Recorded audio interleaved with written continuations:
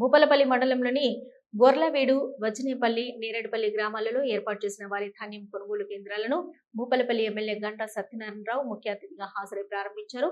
అనంతరం ఆయా గ్రామాల్లో ఎమ్మెల్యే మాట్లాడుతూ రైతులు మద్దతు ధర పొందాలంటే ప్రభుత్వం ఏర్పాటు చేసిన కొనుగోలు కేంద్రాలకే వరి ధాన్యాన్ని తీసుకురావాలన్నారు. దళార్లను నమ్మి మోసపోకుండా జాగ్రత్త పడాలని రైతులకు సూచించారు. ధాన్యం తీసుకురాబోతున్న రైతులకు ఎలాంటి ఇబ్బందులు తలెత్తకుండా నిర్వాహకులు తగిన ఏర్పాట్లు చేయాలని ఎమ్మెల్యే అక్కడున్న వివిధ శాఖల అధికారులకు ఆదేశించారు. కొనుగోలు ప్రక్రియ సాఫీగా సాగేలా అధికారులు ప్రతిరోజు పర్యవేక్షణ చేయాలన్నారు. అంతకుముందు పలువురు అధికారులు ఎమ్మెల్యేకు సాల్వాలు కప్పారు. ఈ కార్యక్రమంలో ఎమ్మెల్యే వెంట కాంగ్రెస్ పార్టీ నేతలు, వివిధ శాఖల అధికారులు, కార్యకర్తలు, రైతులు, గ్రామస్తులు ఉన్నారు.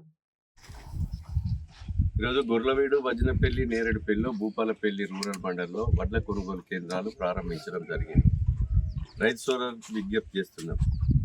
మీరు ఏదైతే వరికోత మిషన్ పట్టేటప్పుడు 18వ నంబర్ పెడితే గాడుపు ఎక్కువ పెడితే తాళి వెళ్ళిపోతుంది.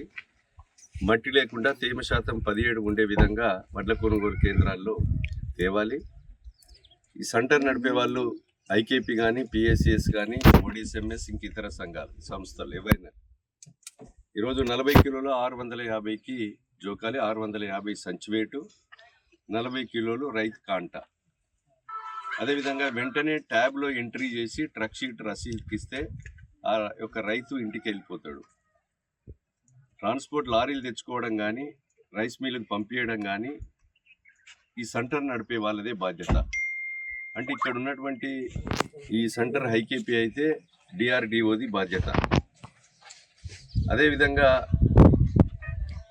డీసీఓ సింగిల్ విండో నడిపితే, పిఎస్సిస్ నడిపితే డీసీఓది బాధ్యత. వీళ్ళు సూపర్వైజింగ్ చేసి వెంటనే రైస్ మిల్లకు పంపించేసి ఆ యొక్క కోత లేకుండా చర్యలు చేపట్టాలి. ట్యాప్లో ఎంట్రీ అయిన తర్వాత 10 రోజుల్లో ప్రభుత్వము డబ్బులు వేయడం జరుగుతుంది. సన్నధాన్యం ఉంటే మద్దతు ధరకు అదనంగా బోనస్ 500 ఇస్తాం. ఇది దీర్ఘకాలిక ప్రక్రియ. భూపాలపల్లి నియోజకవర్గంలో 30 కోట్ల రూపాయల బోనస్ రైతుకు అదనంగా ఇవ్వడం జరిగింది.